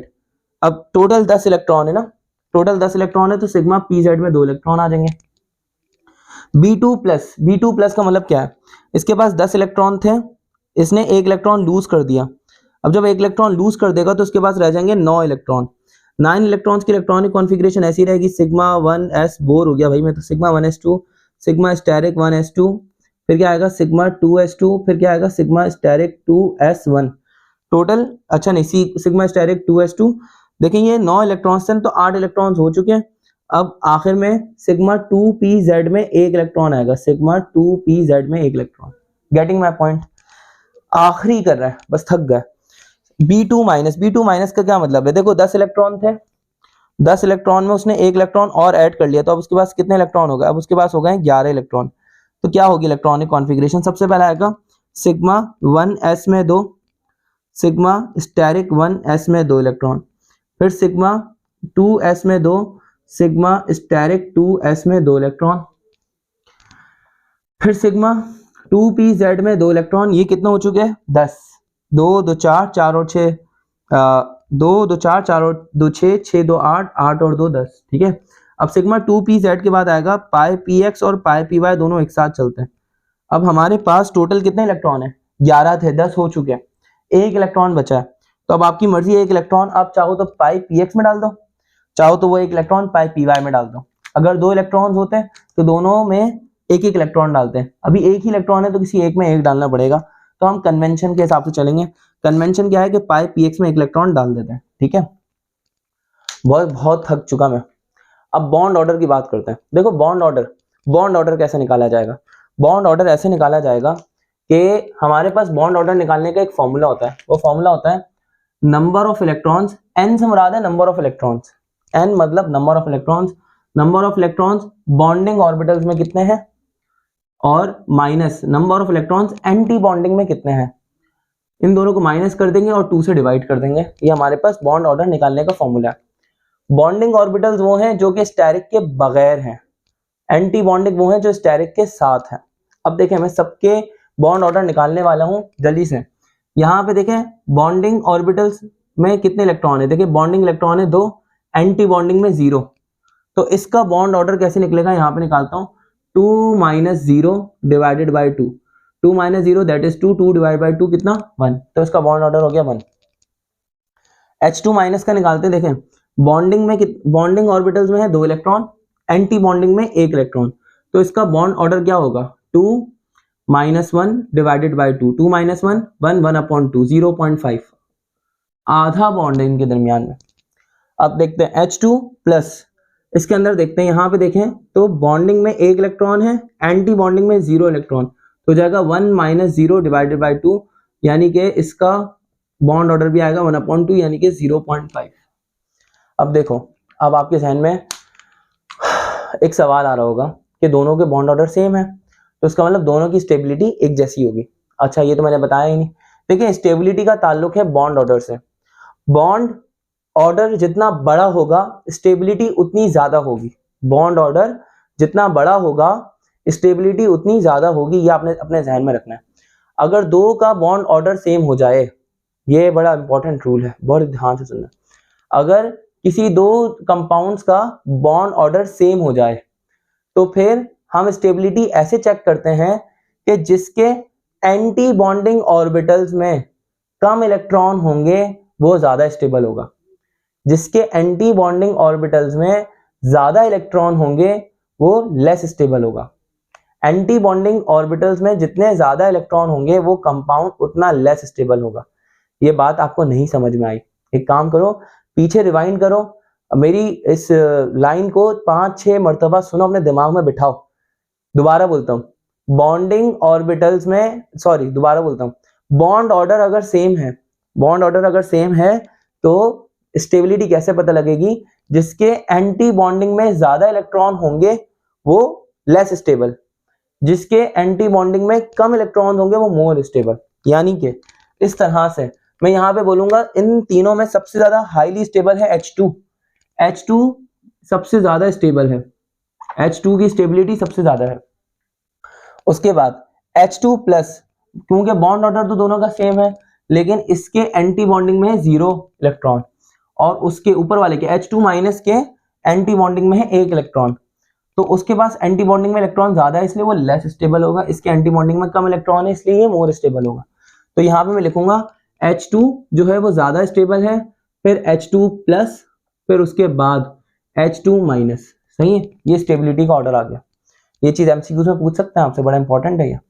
अच्छा, इसी तरह से He2 की बात करते हैं। इसका बॉन्ड ऑर्डर कैसे निकलेगा?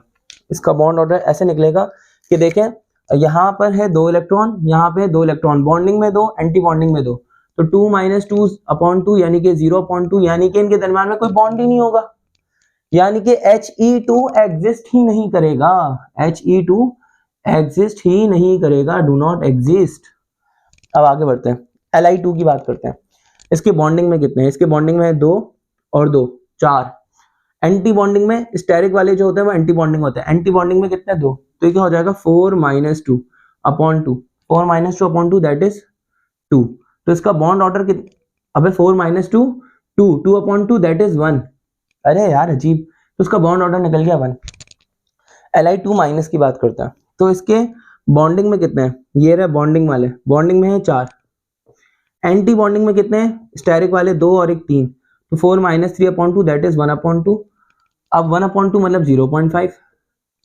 यहाँ पे भी देखते हैं, बॉन्डिंग वाले 2 और एक 3, एंटी बॉन्डिंग वाले 2, यानी कि 3 माइनस 2/2 यानी कि 1/2 यानी कि 0.5। ठीक है, अब देखो दोनों जगह पे बॉन्ड ऑर्डर सेम है, लेकिन यहाँ पे एंटी बॉन्डिंग में है 2 इलेक्ट्रॉन, ये ज्यादा स्टेबल होगा, इधर एंटी बॉन्डिंग में 3 इलेक्ट्रॉन, ये लेस स्टेबल होगा। यानी कि इधर स्टेबिलिटी का ताल्लुक कुछ ऐसे होगा बच्चों कि Li2 मोर स्टेबल, ये वाला Li2 ज्यादा स्टेबल होगा, और Li2 प्लस इसके मुकाबले में कम स्टेबल होगा, और सबसे लीस्ट स्टेबल कौन सा होगा? सबसे लीस्ट स्टेबल होगा Li2 माइनस। ठीक है भाई, थक गया मैं, बहुत थक गया। अब देखो Be2 की बात करते हैं। Be2 के अंदर क्या है? Be2 के अंदर आप देख सकते हो कि 2 और 2 4 इलेक्ट्रॉन्स हैं किधर? बॉन्डिंग में, और एंटी बॉन्डिंग में 2 और 2 4, यानी कि एंटी बॉन्डिंग में भी 4, बॉन्डिंग में भी 4, टोटल मिला के 0/2 दैट इज 0। भाई ये कंपाउंड ही एग्जिस्ट नहीं कर रहा, डू नॉट एग्जिस्ट, ये कंपाउंड पे एग्जिस्ट नहीं कर रहा। B2 की बात करते हैं। B2 यहाँ पे एंटी बॉन्डिंग में कितने हैं? 2 और 2 4, 2 और 2 4 4, और फिर बॉन्डिंग में कितने हैं? 2 और, यानी कि 6 माइनस एंटी बॉन्डिंग में कितने हैं? 2 और 2 4, 6 minus 4/2 that is 2/2 that is 1, total मिला के 1 आएगा। इधर देखते हैं B2 प्लस, ये कितने हैं? 2 2 4 4 और एक 4 और एक 5। ये गलत कर दिया मैंने क्या? किया सही है, बिल्कुल सही किया, बिल्कुल सही किया। तो 5, ये कितने हैं? 2 और 2 4, 5 माइनस 4/2 दैट इज 1/2। इसी तरह से यानी कि 0.5 लिख दो यहाँ पे। इसी तरह से यहाँ पे देखते हैं B2 माइनस, बॉन्डिंग में 2 2 4 2 6, और ये वाला भी कैसा है? बॉन्डिंग के अंदर है, टोटल कितने हैं? 7 इलेक्ट्रॉन। एंटी बॉन्डिंग में कितने हैं? 2 और 2 4, तो 7 माइनस 4, दोबारा देख लेता हूँ, 2 2 4 4 और 2 6 6 और 1 7, सही है। एंटी बॉन्डिंग में 2 और 2 4 4, 7 माइनस 4/2 यानी कि 3/2 यानी कि 1.5। अब बच्चों आप बताओ, मैं तो कुछ बोलने ही वाला नहीं हूँ, आप बताओ कि इधर इन तीनों में ज्यादा स्टेबल कौन सा है? तो सबसे ज्यादा स्टेबल है B2 माइनस, सबसे ज्यादा स्टेबल, क्योंकि इसका बॉन्ड ऑर्डर है 1.5। तो यहाँ पे हम क्या लिख रहे हैं? B2 minus is more stable then, किसके मुकाबले में? B2 के मुकाबले में, क्योंकि B2 का ऑर्डर है 1। अच्छा, और उसके बाद आखिर में सबसे लीस्ट स्टेबल कौन सा है? B2 plus. ये हमारे पास स्टेबिलिटी का ऑर्डर आ गया। अब हम बात करेंगे मैग्नेटिक बिहेवियर की। मैग्नेटिक बिहेवियर कैसे पता लगता है? मैग्नेटिक बिहेवियर बच्चों ऐसे पता लगता है, जहां पे अनपेयर्ड इलेक्ट्रॉन है, जहां अनपेयर्ड इलेक्ट्रॉन है वो पैरामैग्नेटिक होगा। लिख लो इसको, कहीं पे लिख लो, जहां अनपेयर्ड इलेक्ट्रॉन, मेरे पास लिखने की जगह नहीं है, जहां अनपेयर्ड इलेक्ट्रॉन वो होगा पैरामैग्नेटिक। जहां पेयर्ड इलेक्ट्रॉन होंगे सारे के सारे, यानी कि कोई भी अनपेयर्ड इलेक्ट्रॉन जहां नहीं होगा वो होगा डायमैग्नेटिक। आप देखो यहाँ पे ये इलेक्ट्रॉन पेयर फॉर्म में है, इधर कोई भी अनपेयर्ड इलेक्ट्रॉन नहीं है, तो जो H2 है, H2 क्या हो जाएगा, H2 हो जाएगा डायमैग्नेटिक, H2 हो जाएगा डायमैग्नेटिक, ठीक है, ये मैग्नेट से अट्रैक्ट नहीं होगा। अच्छा, इसी तरह से यहाँ पे देखो, यहाँ पे अनपेयर्ड इलेक्ट्रॉन आ गया, यहाँ भी अनपेयर्ड इलेक्ट्रॉन है, यहाँ भी अनपेयर्ड इलेक्ट्रॉन है। अगर यहाँ इन दोनों में अनपेयर्ड इलेक्ट्रॉन है तो H2 माइनस भी क्या होगा, पैरामैग्नेटिक, और H2 प्लस भी क्या होगा, पैरामैग्नेटिक। और बात करते हैं, अगर हम यहाँ पे देखें, ये तो खैर इसको तो हटा ही दें, ये कंपाउंड ही एग्जिस्ट नहीं कर रहा ना, इसको तो काट देते हैं। लेकिन अगर एग्जिस्ट कर रहा होता तो कोई अनपेयर्ड नहीं है यहाँ पे इलेक्ट्रॉन, तो ये डायमैग्नेटिक होता अगर एग्जिस्ट कर रहा होता तो। अब Li2 को देखो, यहाँ पे कोई भी वो नहीं है, अनपेयर्ड इलेक्ट्रॉन नहीं है, जब अनपेयर्ड इलेक्ट्रॉन नहीं है तो ये क्या हो जाएगा, डायमैग्नेटिक। अच्छा, इसी तरीके से अब आते हैं नीचे, ये Li2 माइनस में अनपेयर्ड इलेक्ट्रॉन मौजूद है, यहाँ पे अनपेयर्ड इलेक्ट्रॉन मौजूद है, तो ये क्या हो जाएंगे, पैरामैग्नेटिक, दोनों के दोनों पैरामैग्नेटिक, पैरामैग्नेटिक ऊपर वाला भी और नीचे वाला भी, ठीक है। अब आते हैं, Li2 माइनस हो गया, Pe2 एग्जिस्ट नहीं कर रहा, Be2 जब एग्जिस्ट नहीं कर रहा तो इसलिए हम इसका लिख नहीं रहे, लेकिन अगर देखा जाए तो वैसे यहाँ पे एग्जिस्ट कर रहा होता तो सारे पेयर्ड है, तो ये डायमैग्नेटिक होता अगर एग्जिस्ट कर रहा होता तो। B2 की बात करते हैं, B2 के अंदर आप देख रहे हैं कोई भी इलेक्ट्रॉन पेयर फॉर्म में नहीं, अनपेयर्ड फॉर्म में नहीं है, सारे इलेक्ट्रॉन पेयर्ड फॉर्म में, तो ये क्या हो जाएगा, ये हो जाएगा डायमैग्नेटिक, ठीक है। अच्छा, इसके बाद यहाँ पे एक अनपेयर्ड इलेक्ट्रॉन है pz में, यहाँ पे भी इलेक्ट्रॉन है अनपेयर्ड जो कि है πpx में, अनपेयर्ड इलेक्ट्रॉन होंगे तो ये भी हो जाएगा पैरामैग्नेटिक, और इसके नीचे वाला भी क्या होगा, पैरामैग्नेटिक। तो हमने क्या किया है, अभी हमने एक्सप्लेन कर दिया, जब 14 इलेक्ट्रॉन से कम होते हैं या 14 इलेक्ट्रॉन के बराबर होते हैं तो हमने क्या किया, उनकी इलेक्ट्रॉनिक कॉन्फ़िगरेशन को एक्सप्लेन कर दिया, हमने उनका बॉन्ड ऑर्डर समझा दिया, स्टेबिलिटी समझा दिया, हमने मैग्नेटिक बिहेवियर समझा दिया। अब हम टेक्स्ट बुक की एक सिर्फ एग्जांपल करें एनर्जी डायग्राम वाली, इनमें से कोई से 3 पकड़ लेता हूं जिनकी एनर्जी डायग्राम मैं आपको सिखा दूं, उसके बाद हम शायद इस वीडियो को खत्म कर लें, डिपेंड करता है मेरी एनर्जी के ऊपर, ठीक है। अब देखो भैया, यहाँ पे सबसे पहले तो हम H2 की बात करते हैं, जो H2 है मैं इसको मिटा देता हूँ, एक काम करता हूँ, यहाँ पे एनर्जी डायग्राम्स की हम लोग बात करने वाले हैं। यह एनर्जी डायग्राम सबसे इंपॉर्टेंट है, हमारी टेक्स्ट बुक में एनर्जी डायग्राम्स को डिटेल के अंदर एक्सप्लेन किया गया है, लेकिन एनर्जी डायग्राम जो हमारी टेक्स्ट बुक में है वो सिर्फ और सिर्फ H2 की है, नाइट्रोजन गैस N2 की है और O2 की है। तो हम एक काम करते हैं, पहले एनर्जी डायग्राम्स H2 की बात करेंगे, फिर N2 की बात करेंगे, बाकी इसके अलावा जो एनर्जी डायग्राम्स है आप इसको देख के खुद से समझ सकते हैं, मैं 3 4 5 6 समझा दूंगा आपको, ठीक है। अगर हम एनर्जी डायग्राम्स की बात करते हैं, जैसे कि अगर हम H2 की बात करें तो इसकी इलेक्ट्रॉनिक कॉन्फ़िगरेशन क्या थी, H2 की इलेक्ट्रॉनिक कॉन्फ़िगरेशन अभी आप रिवाइंड करके चेक कर सकते हैं, पीछे करके चेक कर सकते हैं। जो इसकी इलेक्ट्रॉनिक कॉन्फ़िगरेशन थी वो कुछ ऐसे थी कि सिग्मा 1s में 2 इलेक्ट्रॉन और सिग्मा स्टेरिक 1s में 0 इलेक्ट्रॉन, ठीक है। ये जो है सिग्मा 1s2 ये कहलाता है बॉन्डिंग मॉलिक्यूलर ऑर्बिटल, इसकी एनर्जी क्या होती है, कम होती है, इसकी एनर्जी कम होती है। जो सिग्मा स्टेरिक 1s2 है यह है एंटी बॉन्डिंग मॉलिक्यूलर ऑर्बिटल, इसकी एनर्जी क्या होती है, ज्यादा होती है। तो हमने किस तरह से रखना है, हमने इस तरह से रखना है कि अगर हमारे पास एक हाइड्रोजन है तो उसके पास जो इलेक्ट्रॉन होगा वो 1s ऑर्बिटल के अंदर होगा, 1s ऑर्बिटल में 1 इलेक्ट्रॉन होगा। एक और हाइड्रोजन है तो उसके पास जो इलेक्ट्रॉन होगा वो भी 1s ऑर्बिटल में 1 इलेक्ट्रॉन होगा, ऑपोजिट स्पिन के साथ होगा। मैं इसको इस तरह से कर लेता हूँ, लेट्स से ये 1s ऑर्बिटल है, 1 इलेक्ट्रॉन इसके पास मौजूद है, ये हाइड्रोजन के पास, हाइड्रोजन का 1s ऑर्बिटल, उसके पास 1 इलेक्ट्रॉन ऐसे स्पिन के साथ है। एक और हाइड्रोजन है, उसका भी 1 इलेक्ट्रॉन 1s ऑर्बिटल में है, लेकिन वो ऑपोजिट स्पिन के साथ है। अब ये s ऑर्बिटल्स आपस में ओवरलैप करेंगे, इंटरफेयर करेंगे, इंटरफेयर कंस्ट्रक्टिव भी करेंगे, डिस्ट्रक्टिव इंटरफेरेंस भी होगी, तो हमारे पास 2 नए ऑर्बिटल्स बनेंगे। एक ऑर्बिटल हमारे पास बनेगा जो कि जिसकी एनर्जी इन s ऑर्बिटल से, यानी कि इन एटॉमिक ऑर्बिटल से जिसकी एनर्जी कम होगी, तो वो हम नीचे ड्रॉ कर देंगे। ये वाला ऑर्बिटल कहलाएगा बॉन्डिंग मॉलिक्यूलर ऑर्बिटल।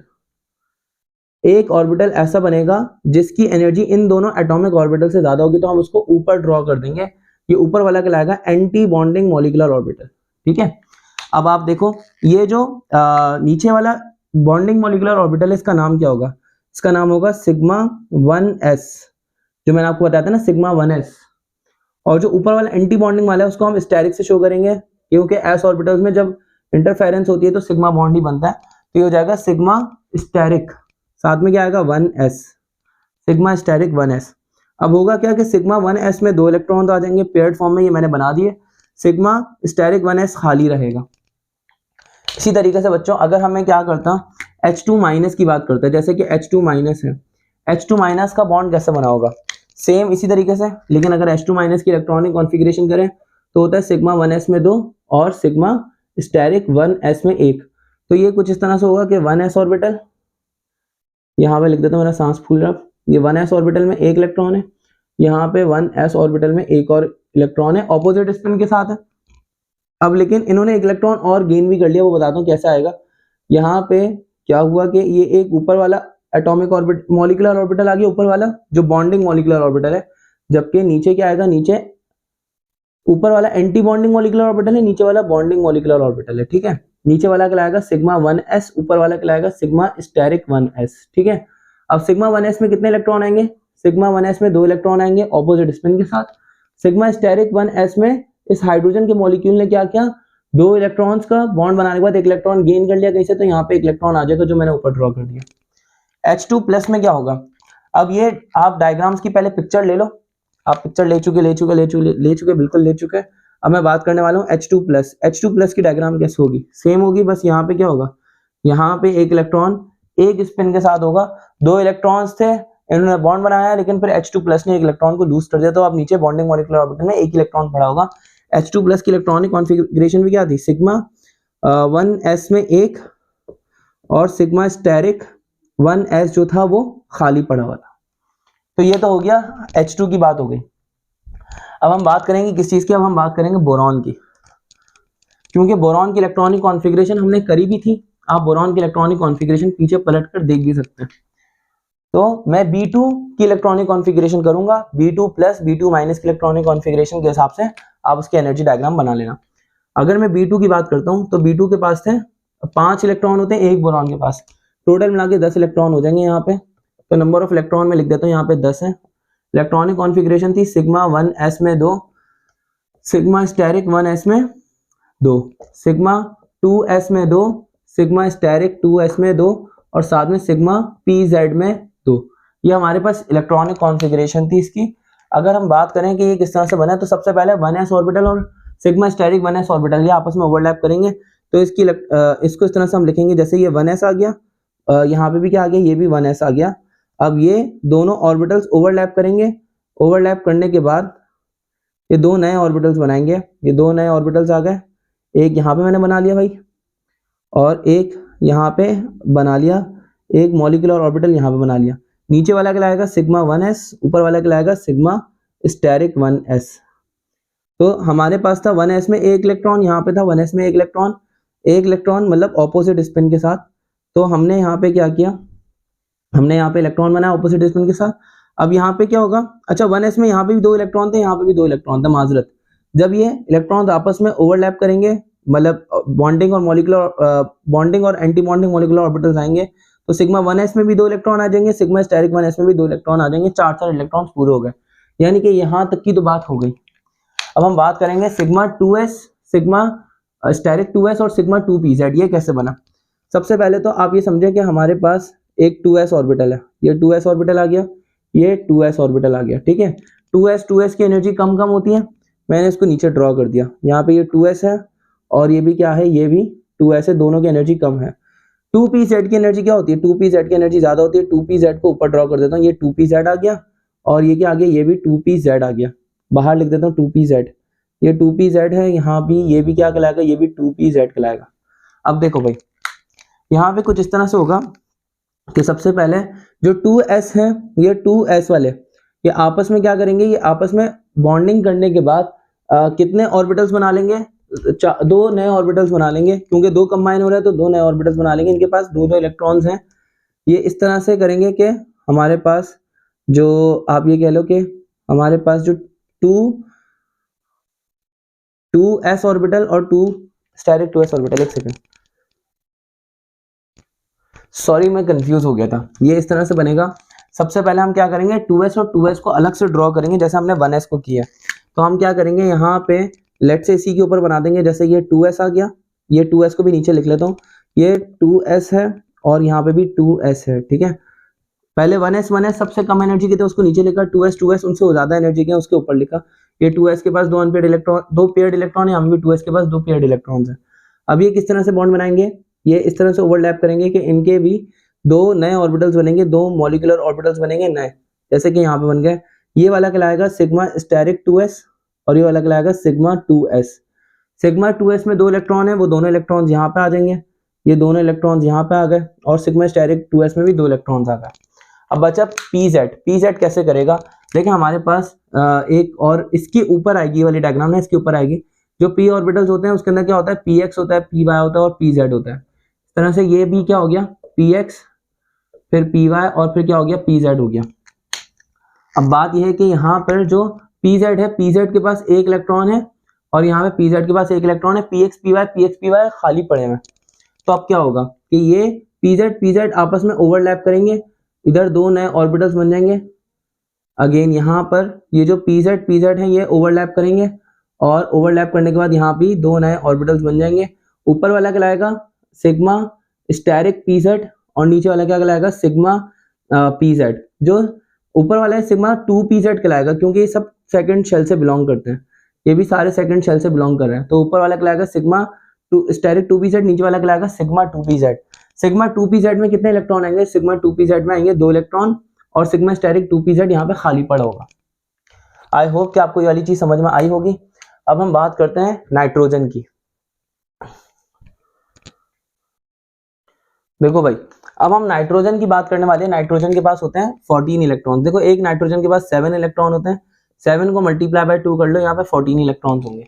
जब 14 इलेक्ट्रॉन होंगे तो इलेक्ट्रॉनिक कॉन्फ़िगरेशन क्या होगी, सबसे पहले होगा सिग्मा 1s में 2, सिग्मा स्टेरिक 1s में 2, फिर होगा सिग्मा 2s में 2, सिग्मा स्टेरिक 2s में 2, फिर क्या होगा सिग्मा 2pz में 2 और फिर उसके बाद आएगा पाई px और पाई py।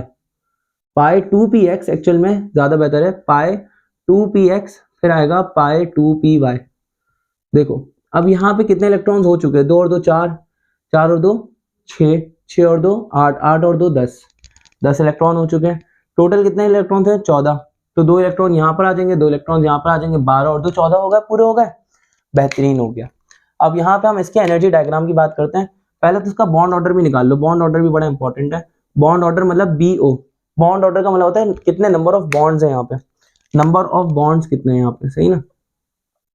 नंबर ऑफ बॉन्ड्स जितने ज्यादा होते हैं वो कंपाउंड उतना ज्यादा स्टेबल होता है, ये बात याद रखना।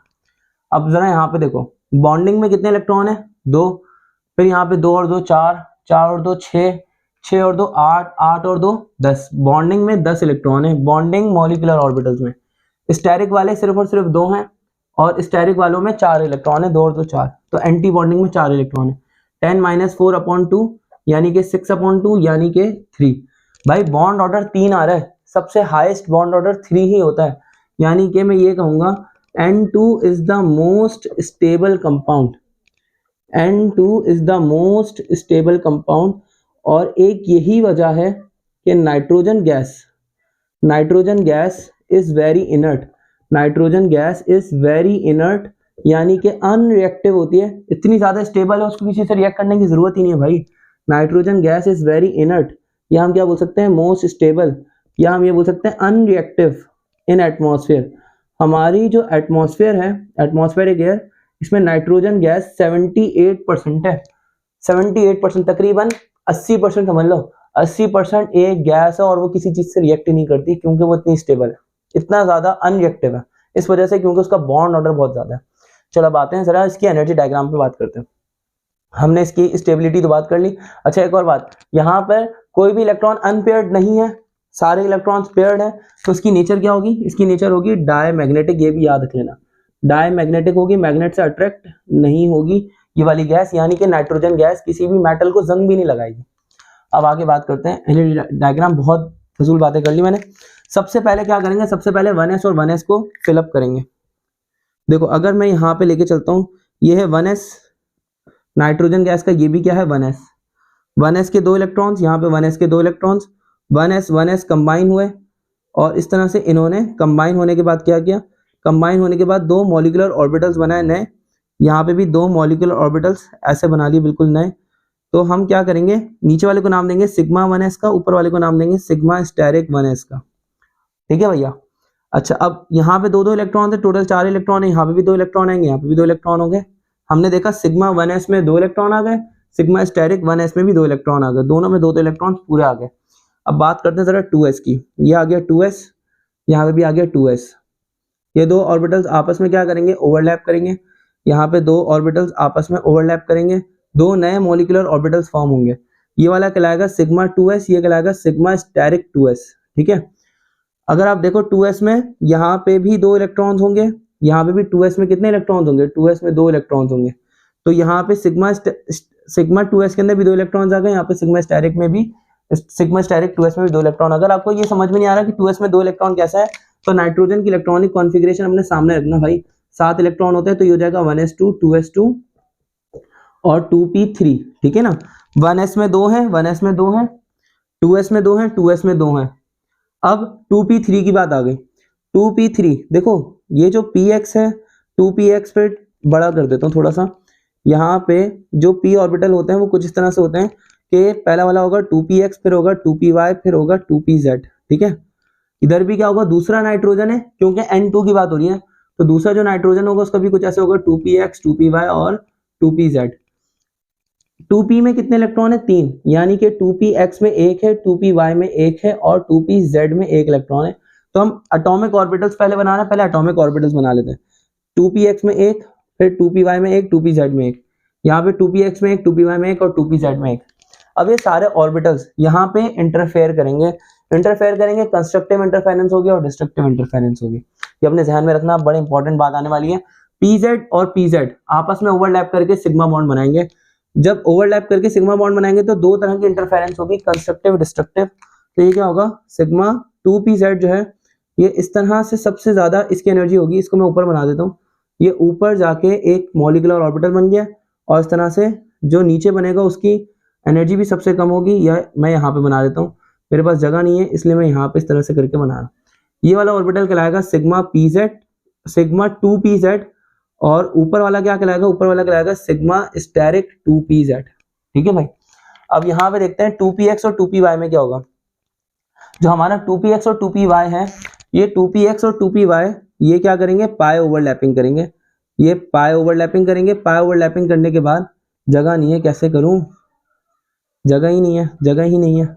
जब ये पाई ओवरलैपिंग करेंगे तो भाई समझो, ये पाई ओवरलैपिंग करने के बाद हमारे पास 2 नए ऑर्बिटल्स बनाएंगे। एक को हम कहेंगे पाई px, पाई 2px और एक को कहेंगे पाई 2py। ठीक है। ये यहाँ पे py और px ने ओवरलैपिंग किया।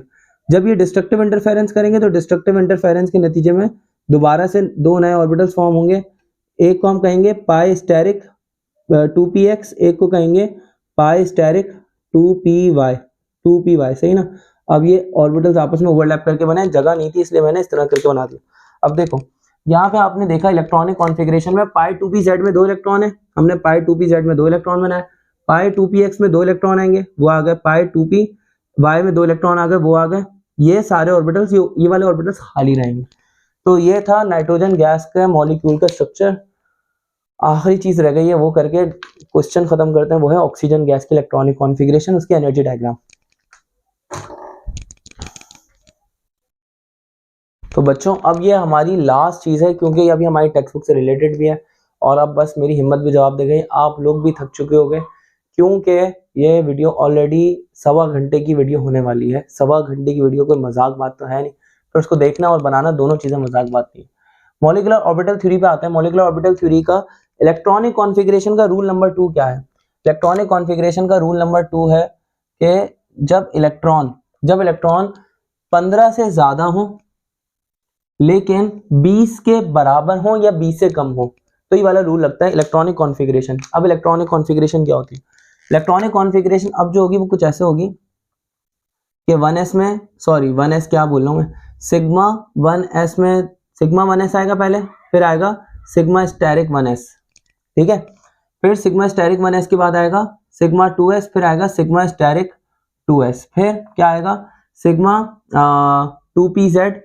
सिग्मा 2pz अब यहाँ पे नहीं आएगा। पहले हम क्या लिखते थे, हम जब 14 इलेक्ट्रॉन होते थे या 14 इलेक्ट्रॉन से कम होते थे तो पहले हम लिखते थे सिग्मा 2pz। अब यहाँ पे थोड़ा सा रूल चेंज है, बस जरा सा चेंज है। रूल क्या चेंज है, यहाँ पे आएगा पहले पाई 2px और पाई 2py, ये दोनों की एनर्जी बराबर है, पहले ये फिलअप होंगे। फिर बाद में क्या आएगा, फिर बाद में आएगा सिग्मा 2pz। सिग्मा 2pz के बाद आएगा अगेन वही चीज, पाई स्टेरिक 2px और पाई स्टेरिक 2py, सही है। और सबसे लास्ट में क्या आएगा sigma 2pz and so on. अब हम यहीं तक इलेक्ट्रॉनिक कॉन्फ़िगरेशन याद करेंगे। चेंज क्या है, चेंज सिर्फ इन दोनों जगहों पर चेंज है। चेंज बड़ा सिंपल सा है। यहाँ पर चेंज क्या है कि ये पहले, मतलब आप क्या कहोगे कि ये पहले लिखे जाएंगे और सिग्मा 2pz बाद में लिखा जाएगा। अब ऑक्सीजन की इलेक्ट्रॉनिक कॉन्फ़िगरेशन आपके ध्यान में रहनी चाहिए। ऑक्सीजन की इलेक्ट्रॉनिक कॉन्फ़िगरेशन 8 इलेक्ट्रॉन में क्या होती है कि 1s में 2 इलेक्ट्रॉन, 2s में 2 इलेक्ट्रॉन और 2p में कितने इलेक्ट्रॉन, 2p में 4 इलेक्ट्रॉन। अब ये 2p में 4 इलेक्ट्रॉन हम इस तरह भी बना सकते हैं कि px में 2 इलेक्ट्रॉन, py में 1 इलेक्ट्रॉन और pz में 1 इलेक्ट्रॉन, ठीक है ना, हम इस तरह से कर सकते हैं। अब देखें यहाँ पे O2 का जो मॉलिक्यूल है, O2 के मॉलिक्यूल की इलेक्ट्रॉनिक कॉन्फ़िगरेशन क्या होगी, एक ऑक्सीजन में 8 इलेक्ट्रॉन है, दो ऑक्सीजन में कितने हो जाएंगे, 8 मल्टीप्लाई बाय 2 कर लें तो ये हो जाएगा 16 इलेक्ट्रॉन। 16 इलेक्ट्रॉन्स की इलेक्ट्रॉनिक कॉन्फ़िगरेशन क्या होगी। सबसे पहले क्या लिखा जाएगा, सबसे पहले लिखा जाएगा सिग्मा 1s, सिग्मा 1s में 2, फिर क्या आएगा सिग्मा स्टेरिक 1s, मेरे पीछे वाली आवाज़ों को इग्नोर कर दें आप, सिग्मा स्टेरिक 1s में 2, सिग्मा 1s में 2, फिर क्या आएगा सिग्मा स्टेरिक 1s के बाद आएगा सिग्मा 2s, सिग्मा 2s में 2 इलेक्ट्रॉन, फिर क्या आएगा सिग्मा स्टेरिक 2s में 2 इलेक्ट्रॉन, ठीक है। फिर सिग्मा स्टेरिक 2s के बाद क्या आएगा पाई 2px और पाई 2py, ठीक है। अब आप यहाँ पे जरा देख के चलेगा, यहाँ पे बात ये है कि कितने इलेक्ट्रॉन हो चुके हैं, 2 और 2 4, 4 और 2 6, 6 और 2 8, टोटल 16 इलेक्ट्रॉन है। तो 2 इलेक्ट्रॉन यहाँ पे डाल दिए, 2 इलेक्ट्रॉन यहाँ पे डाल दिए, कितना हो गए 8 और 2 10 और 10 और 2 12 इलेक्ट्रॉन हो गए। अब इसके बाद क्या आएगा, इसके बाद आएगा सिग्मा 2pz, सिग्मा 2pz में 2 इलेक्ट्रॉन आ गए, यानी कि कितना होगा 12 और 2 14 इलेक्ट्रॉन होगा। इसके बाद क्या आएगा, इसके बाद आएगा पाई स्टेरिक 2px बराबर होगा किस चीज के, पाई स्टेरिक 2py के, यानी यहाँ पर 1 इलेक्ट्रॉन डालता है, यहाँ पे 1 इलेक्ट्रॉन डालते हैं, क्योंकि यहाँ पे 14 फिर 15 और 16 दोनों में अलग अलग जाएंगे, क्योंकि यहाँ पे कौन सा रूल फॉलो होगा, हुंड्स रूल फॉलो होगा, ठीक है ना। यहाँ पे कौन सा रूल फॉलो हो रहा है, हुंड्स रूल। अब हम इसका बॉन्ड ऑर्डर भी निकाल लेते हैं। बॉन्ड ऑर्डर क्या होगा, बॉन्ड ऑर्डर कैसे निकाला जाएगा, बॉन्ड ऑर्डर ऐसे निकाला जाएगा भैया कि आप देखो बॉन्डिंग में कितने इलेक्ट्रॉन्स है, बॉन्डिंग में यहाँ पे 2 इलेक्ट्रॉन, 2 और 2 4 इलेक्ट्रॉन्स हो चुके हैं, 2 और 2 4 इलेक्ट्रॉन्स, फिर 4 और 2 6, 6 और 2 8, 8 और 2 10 इलेक्ट्रॉन है बॉन्डिंग में, तो बॉन्डिंग में 10 इलेक्ट्रॉन आ गए। एंटी बॉन्डिंग में कितने इलेक्ट्रॉन है, 2 2 4, 4 और 1 5, 5 और 1 6, एंटी बॉन्डिंग में 6 इलेक्ट्रॉन है, 10 - 6/2 यानी कि 4/2 दैट इज 2, यानी कि ऑक्सीजन गैस में 2 बॉन्ड्स होंगे दरमियान में, ये तो हो गया बॉन्ड ऑर्डर। इसका मतलब ये स्टेबल कंपाउंड होगा, स्टेबल कंपाउंड होगा क्योंकि 2 कंपाउंड्स हैं, स्टेबल कंपाउंड स्टेबिलिटी इसकी ज्यादा होगी, नाइट्रोजन गैस के मुकाबले में इसकी स्टेबिलिटी कम है, वैसे स्टेबल है ये। अब देखें यहाँ पे अनपेयर्ड इलेक्ट्रॉन्स है कि नहीं है, देखें ये पाई px में 1 अनपेयर्ड इलेक्ट्रॉन है, पाई py में 1 अनपेयर्ड इलेक्ट्रॉन है, टोटल 2 अनपेयर्ड इलेक्ट्रॉन्स है, 2 अनपेयर्ड इलेक्ट्रॉन्स है। इस वजह से ऑक्सीजन गैस क्या है, ऑक्सीजन गैस है पैरामैग्नेटिक। यही चीज का तो झगड़ा था ना कि एक्चुअल नेचर में हम कहते थे कि ऑक्सीजन गैस पैरामैग्नेटिक है, लेकिन वैलेंस बॉन्ड थ्योरी के हिसाब से वो डायमैग्नेटिक आ रही थी, लेकिन मॉलिक्यूलर ऑर्बिटल थ्योरी ने प्रूव किया कि कैसे ऑक्सीजन गैस पैरामैग्नेटिक है। अब आते हैं जरा इसके एनर्जी डायग्राम की बात करते हैं। देखें सबसे पहले देखें जो मैं ग्रीन से बना रहा हूँ वो सबसे नीचे आएगा, फिर जो मैं रेड से बनाऊंगा वो उसके ऊपर आएगा, जो मैं ब्लू से बनाऊंगा वो उसके ऊपर आएगा। मेरे पास जगह कम है, इस तरह से मैं साइड बाय साइड बना रहा हूँ, साइड बाय साइड बनाना सही नहीं है। सबसे पहले क्या होगा, सबसे पहले 1s, हमने क्या लिखा यहाँ पे 1s और यहाँ पे भी 1s, आप देख सकते हैं 1s में 2 इलेक्ट्रॉन है, दोनों ऑक्सीजन के पास 2-2 इलेक्ट्रॉन होंगे, यहाँ पे हमने 2-2 इलेक्ट्रॉन बनाए। जब ये आपस में इंटरफेयर करेंगे, कंस्ट्रक्टिव इंटरफेरेंस, तो कंस्ट्रक्टिव इंटरफेरेंस के नतीजे में हमें भी पता है कि यहाँ पे मॉलिक्यूलर ऑर्बिटल बनेगा इस जगह पे एक, और इधर भी नीचे भी एक मॉलिक्यूलर ऑर्बिटल बनेगा, सही है। अब ऊपर वाला कहलाएगा सिग्मा स्टेरिक 1s, नीचे वाला कहलाएगा सिग्मा 1s। यहाँ पे 2 इलेक्ट्रॉन्स आ गए, यहाँ पे भी 2 इलेक्ट्रॉन्स आ गए, ठीक है, सिग्मा 1s2 भी हो गया, सिग्मा 1s स्टेरिक 1s2 भी हो गया, ये दोनों हो गया। अब इसके बाद हम रेड से बनाते हैं, हम इन दोनों को जरा बयान करते हैं, ये दोनों कैसे आएंगे।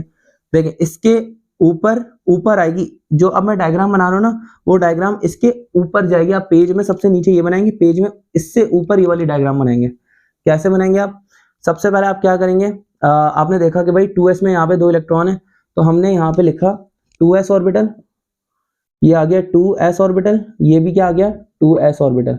2s ऑर्बिटल में यहाँ पे भी एक पेयर्ड इलेक्ट्रॉन है, यहाँ पे भी एक पेयर्ड इलेक्ट्रॉन है।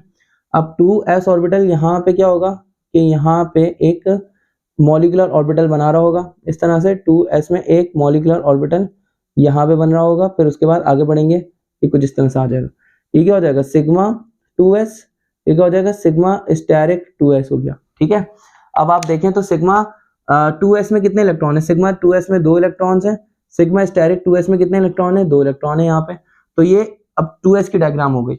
अब हम बात करेंगे किस चीज की, 2px 2py 2pz, इनमें कैसे इलेक्ट्रॉन्स फिलअप हो रहे हैं। जगह नहीं है, मुझे ऊपर वाला सारा मिटाना पड़ेगा, तो एक काम करते हैं मिटा देते हैं, आप इसकी पिक्चर ले लो। जगह नहीं है, जगह नहीं है, जगह नहीं है, जगह नहीं है, जगह नहीं है, जगह नहीं है। तो अब हम क्या कर रहे हैं, अब इस डायग्राम के ऊपर डायग्राम बना रहे हैं। इस डायग्राम के ऊपर डायग्राम कैसे बनेगी, अब हम यहाँ पे बात करने वाले हैं pz ऑर्बिटल्स की, pz py px सब की बात करने वाले हैं। लेकिन ये क्या हो गया, ये हो गया हमारे पास px, फिर क्या हो गया py, फिर क्या हो गया pz। इस तरह अगर हम यहाँ पे बात करें तो ये भी क्या हो गया pz px और ये क्या हो गया py। अब देखें इनके बॉन्ड कैसे बनेंगे। हम क्या कर लेते हैं, हम सबसे पहले pz ऑर्बिटल्स को समझाते हैं। pz ऑर्बिटल्स, जो pz ऑर्बिटल्स हैं उसके बॉन्ड्स कैसे बनेंगे। मैं एक काम करता हूँ, अरेंजमेंट को थोड़ा सा आगे पीछे कर लेता हूँ, समझाने में आसानी रहेगी। ये मैंने इधर pz कर लिया, फिर इधर px कर लिया, इधर py कर लिया, सही है।